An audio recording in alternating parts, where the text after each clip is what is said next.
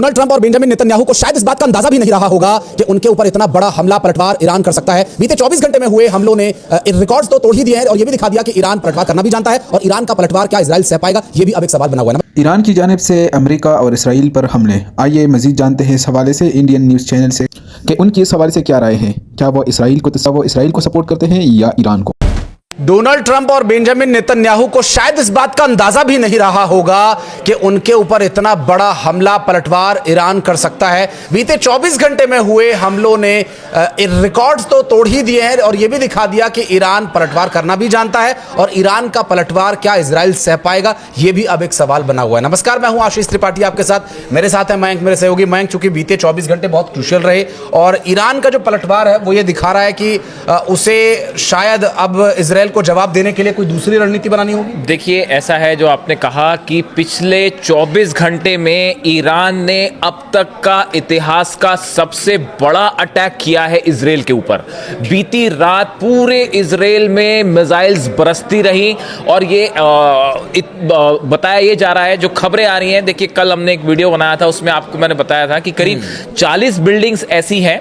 ये कल तक की खबर थी, 24 घंटे के पहले की, कि 40 बिल्डिंग्स इजराइल में गिर गई हैं। अब उस पे अपडेट आया है, करीब 200 से 250 इमारतें इजराइल में। सबसे ज्यादा नुकसान तेल अवीव में है और उसके बाद हाइफा में। 250 इमारतें गिरने का मतलब आप समझ रहे हैं कि कितना बड़ा नुकसान हुआ होगा।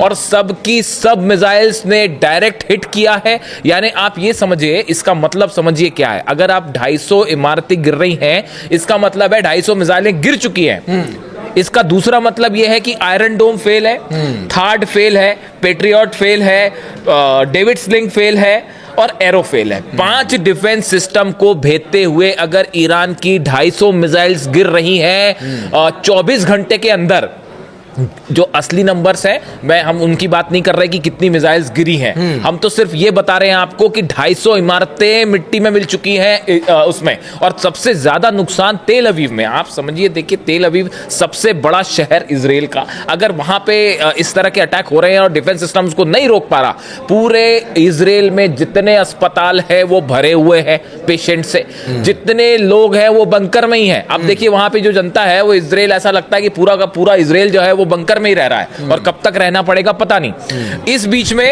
बीच में नया ऐलान कर दिया है ईरान ने। ईरान की तरफ से, ईरान की सेना की तरफ से यह कहा गया है कि आज रात, मंडे, सोमवार, आज रात को इजराइल पर अब तक का और बड़ा हमला, यानी जो हमले पिछले 24 घंटे में हुए उससे भी बढ़कर ईरान ने नंबर्स दे दिए। ईरान की तरफ से कहा गया है आज रात को 1500 मिसाइल्स दागी जाएंगी इजराइल पर। जबकि इंटरसेप्टर्स और कितनी मिसाइलों को डिफेंस, जिन पांच डिफेंस सिस्टम का आपने नाम लिया, इनके तो बड़े बड़े दावे किए जाते थे अमेरिका की तरफ से, इजराइल की तरफ से, कि ये तो ऐसा है कि अगर पूरी दुनिया भी एक तरफ हमला करने को लग जाएगी तो भी इनसे पार नहीं पा सकेगी। आपको जो आप कह रहे हैं आशीष, मैं आपको बताता हूं एक एक्सक्लूसिव खुलासा। एक ईरान की मिसाइल अमेरिका के थर्ड डिफेंस सिस्टम के ऊपर गिरी है और वो तबाह हो गया।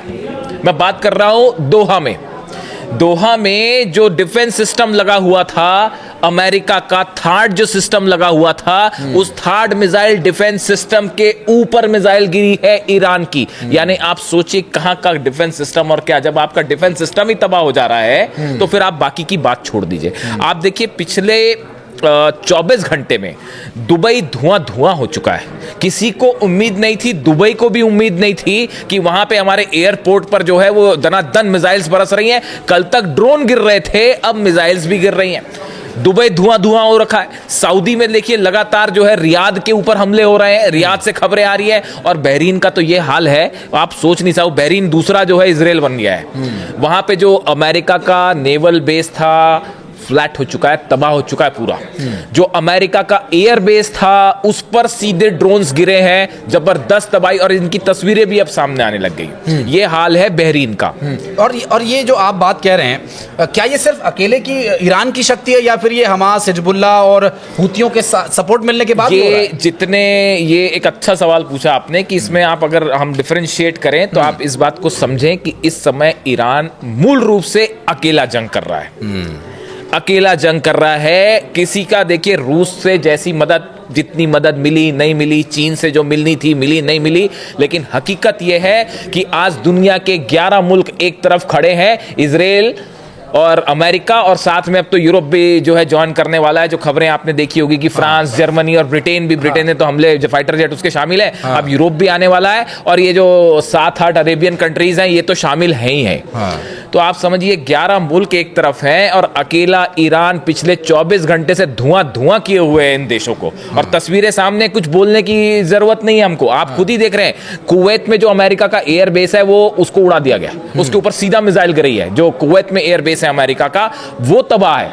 इराक में अमेरिकन अच्छा गुस्सा भी बड़ा भयंकर देखा जा रहा है। अमेरिका का जो कॉन्सुलेट है कुवैत इराक में, उसके ऊपर हमला हो गया है। बगदाद में जो कॉन्सुलेट है इनका, एम्बेसी के लोग थे वहां पे, उस पर हमला कर दिया गया, उसको आग लगा दी गई। पाकिस्तान में आपने हाल देख ही लिया, कल कराची में, इस्लामाबाद में जितने अमेरिकन कॉन्सुलेट है सब में जो है आग जनी हुई है, सब में जबरदस्त हिंसा देखी जा रही है। बहरीन में जो है वो सीधी आमने सामने की फायरिंग हो रही है वहां पे। देखिए ये इसकी बड़ी वजह है अली खामने साहब जो हैं, इनके सुप्रीम लीडर जो ईरान के, इनकी जो शहादत है, इन पर हमला करना, इनकी मौत, ये एक ऐसी चीज़ है जिसने इस पूरे मिडिल ईस्ट में हालात को हमेशा के लिए बदल के रख दिया है। अब आप देखिए ये जंग अगर रुक भी जाएगी, जो एक्सपर्ट्स बता रहे हैं कि ये जंग अगर रुक भी गई, उसके बाद भी पहली बात तो ये जंग रुकेगी नहीं, यही अपने आप में सवाल है। ईरान ने एक ऑल आउट वॉर का अनाउंसमेंट कर दिया है। अली लारीजानी साहब का बयान आया है, जो अब सब कुछ कमान उनके हाथ में है, और वो पूरी जंग का कहाँ क्या हमले होंगे वो सब कुछ अली लारीजानी खुद देख रहे हैं। जैसा कि सुप्रीम लीडर खुद तय करके गए थे कि मेरे बाद जो है जंग की पूरे हालात संभालेंगे अली लारीजानी। उनकी तरफ से साफ कह दिया गया है हम अमेरिका से कोई बात नहीं करेंगे, बात नंबर 1। दूसरा, ये आखिरी जंग का एक अनाउंसमेंट हो चुका है कि अब जो है इसमें पीछे नहीं हटा जाएगा।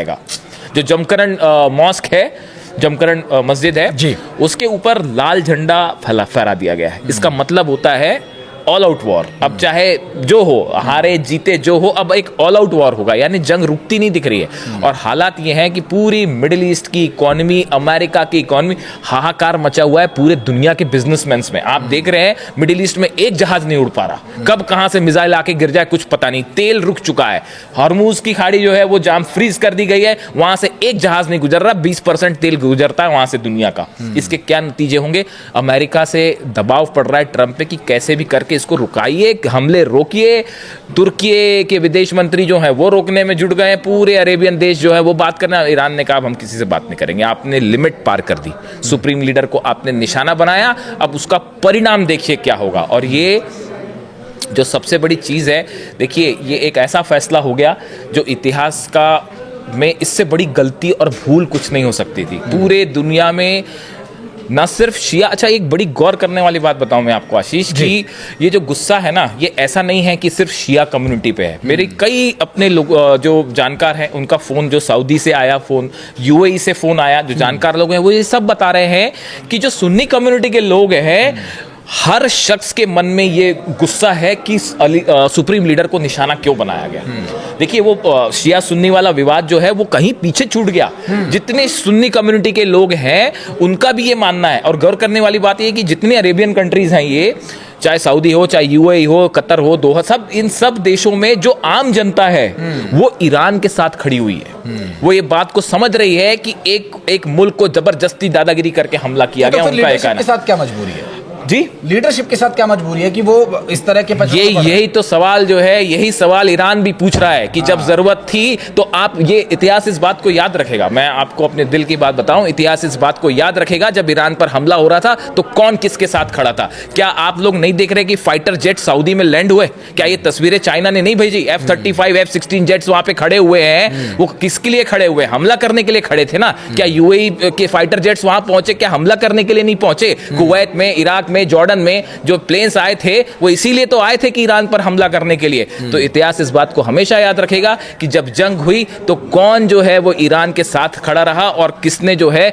वो मदद की। तो यही बात कही जा रही है कि जो लीडरशिप है वो अमेरिका के साथ हो भले, लेकिन हकीकत ये है कि जो आम जनता है वो अब भी ईरान के साथ खड़ी नहीं तो जाहिर है, देखिए लीडरशिप को आवाम की सुननी होगी या आवाम के उनके मन के विचारों को, उनके देश की जरूरत क्या है उस बारे में एक बैलेंस करना भी बहुत जरूरी है। लेकिन वो बैलेंस अब बिगड़ चुका है। जिस तरह से मयंक ने कहा कि वो गलती, वो इतिहास में एक बहुत बड़ा एक लूप आ गया है। हाँ, भूल अब हालांकि हो गई। सुधारने वाली योग्य भूल नहीं है, लेकिन फिर भी मध्यस्थता के प्रयास, यूएन महासभा की एक बैठक हुई है और अभी मुझे लग रहा है कि इसके बाद 1-2 बैठकें और भी होने वाली हैं। देखिए ऐसा है कि यूनाइटेड नेशंस की तरफ से भी कोशिश हो रही है, तुर्की की तरफ से मैंने आपको बताया कोशिश हो रही है, सऊदी की तरफ से कोशिश हो रही है, लेकिन अब ईरान, देखिए अगर बात सिर्फ जंग तक होती तो ईरान तो शुरू से बातचीत करने को तैयार था।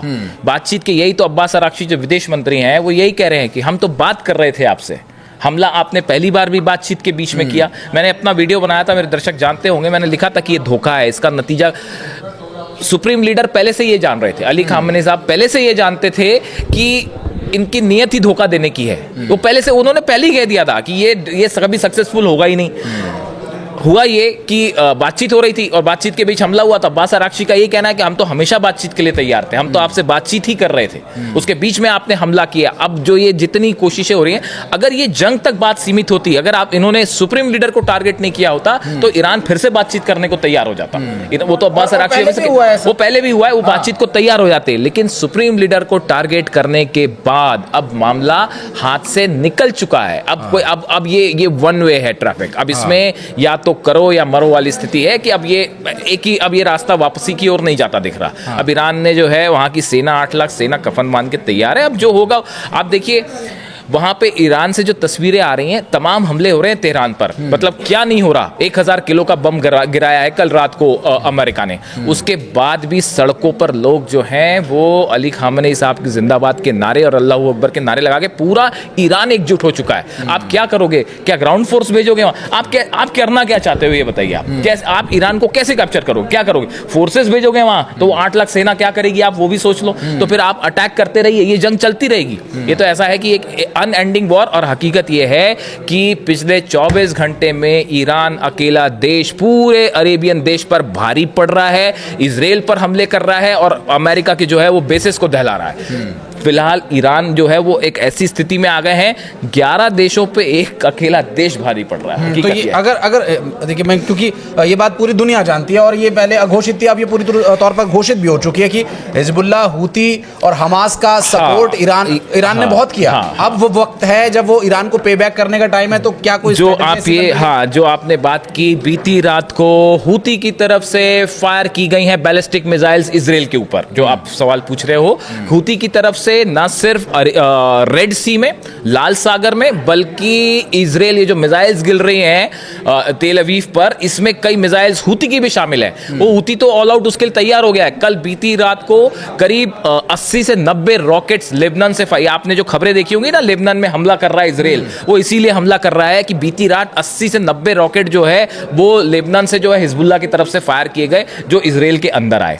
अब डिफेंस सिस्टम जो है वो कितने, अभी ऑलरेडी ये खबरें आने लग गई हैं कि सऊदी में और यूएई में जो डिफेंस सिस्टम है उनकी मिसाइल्स खत्म होनी शुरू हो गई। एक ईरान की मिसाइल को इंगेज करने में 25 से 30 जो है वो डिफेंस मिसाइल्स का इस्तेमाल करना पड़ रहा है, तब जाके कहीं एक मिसाइल या एक ड्रोन रुक पा रहा है। अब आप देखिए, एक साथ अगर जो है वो चल पड़े 150 ड्रोन, 100 ड्रोन चल पड़े तो रोकना मुश्किल हो जाए। और जैसा कि आपने लास्ट वीडियो में कहा भी था कि ईरान की तरफ से जारी किया गया मिसाइलों का ये जखीरा तो अभी सिर्फ एक ट्रेलर है, पूरी फिल्म अभी बाकी है। बिल्कुल, वो ये एक अच्छी खासी लंबी फिल्म है। और देखिए, कहा यह जा रहा है कि जो ईरान की तरफ से बयान है कि आज की रात भारी पड़ने वाली है इजराइल के ऊपर, और नंबर्स भी दिए हैं कि 1500 मिसाइल्स एक साथ फायर की जाएंगी। इंतजार कीजिए आज रात का। और एक अभी ट्रम्प का बयान आया था कि कुवैत में जो उनका F-16 जो गिरा, उसकी कहानी क्या है? देखिए, ऐसा है कि जो जानकारी आई, कुवैत का लेटेस्ट जो बयान आया है वो आया है कि एक नहीं कई प्लेन्स गिर गए, फाइटर जेट। एक नहीं गिरा, कई फाइटर जेट गिर गए।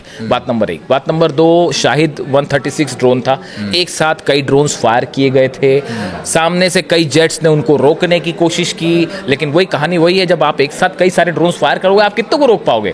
तो उसने कुछ ड्रोन्स को उड़ाया, लेकिन एक ड्रोन ने, शाहिद 136 ड्रोन ने F-15 को लॉक किया टारगेट पे, और वो जो है हिट हो गई मिसाइल, और वो F-35 गिर गया। उसकी तस्वीरें वायरल हैं, वो गिरते हुए दिख रहा है, उसमें से पायलट ने खुद को बाहर थ्रो आउट किया और वो प्लेन गिर गया। अब ये प्लेन गिरना एक मॉरल भयंकर बूस्टअप हो गया है और इसको लेकर जो है एक नया जोश पैदा हो गया ईरान की सेना में कि हमने जो है अपने ड्रोन से फाइटर जेट गिरा दिया। ये तो पहली बार हमने इतिहास में पहली बार सुना होगा कि ड्रोन ने जो है वो अमेरिकी फाइटर जेट। ये बात हम उम्मीद जरूर कर रहे हैं कि आगे शांति स्थापित हो, लेकिन शांति स्थापना की अब गुंजाइश यहाँ पर नजर नहीं आती है। और देखने का बहुत शुक्रिया, लेकिन आप लोगों के लिए एक सवाल छोड़ देता हूँ इधर कि ऐसी क्या वजह है कि हर तरफ दुनिया में मुसलमान मर रहे हैं? ऐसी क्या गुनाह हमने किया है? ऐसी कौन सी खता हमसे हुई है कि हम पूरे पाकिस्तान में, पूरी दुनिया में हर तरफ अगर आप लोग देख ले तो सिर्फ मुसलमान मर रहे हैं, मुसलमानों पे जुल्म हो रही है।